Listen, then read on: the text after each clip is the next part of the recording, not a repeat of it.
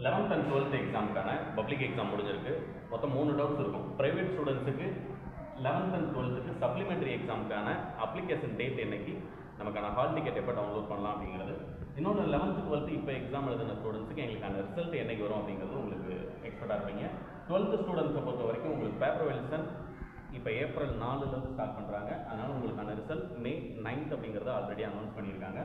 11th ஸ்டூடெண்ட்ஸுக்கு May 19 வந்து result date அப்படிங்கிறது. 10th and 11th ரெண்டு பேருக்குமே ஒரே டேட்டில் சொல்லியிருக்காங்க. ஆனால் 11th வந்து அட்வான்ஸாகவே உங்களுக்கு ரிசல்ட் வந்துடும். 11th and 12th private candidates apply பண்ணணும் அப்படின்னம்னா May 9 வந்து உங்களுக்கு ரிசல்ட் வந்ததுக்கப்புறமா அதுக்கு அடுத்த டேட்லேருந்து 10 to 15 பார்த்தீங்க அப்படின்னா உங்களுக்கான அப்ளிகேஷன் டேட் வந்து ஸ்டார்ட் பண்ணி ஃபினிஷ் பண்ணிடுவாங்க.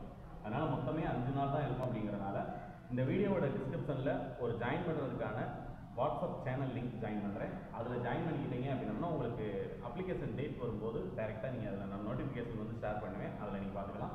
மற்றபடி அந்த 11th and 12th supplementary exam எழுதணும்னு நினைக்கிற ஸ்டூடெண்ட் இப்போ இருந்தே உங்களுக்கான ஸ்டடி மெட்டீரியல் வேணும் அப்படின்னா என்னுடைய நம்பர் 807-202-1998 அப்படிங்கிற நம்பருக்கு கான்டாக்ட் பண்ணீங்க அப்படின்னா நீங்கள் எப்படி அப்ளிகேஷன் போடணும், நீங்கள் எந்த டிஸ்ட்ரிக்டாக இருந்தாலும் எங்கே அப்ளிகேஷன் போடணும், உங்களுக்கான ஸ்டடி மெட்டீரியலுக்கான ப்ரைஸ் எவ்வளோ அப்படிங்கிறத நான் சொல்லிடுவேன். இப்போ இருந்தே படிக்க ஆரம்பிச்சிங்க அப்படின்னா கண்டிப்பாக சப்ளிமெண்ட்ரி எக்ஸாமில் அரியர் இல்லாமல் உங்களால் எக்ஸாம் கிளியர் பண்ண முடியும்.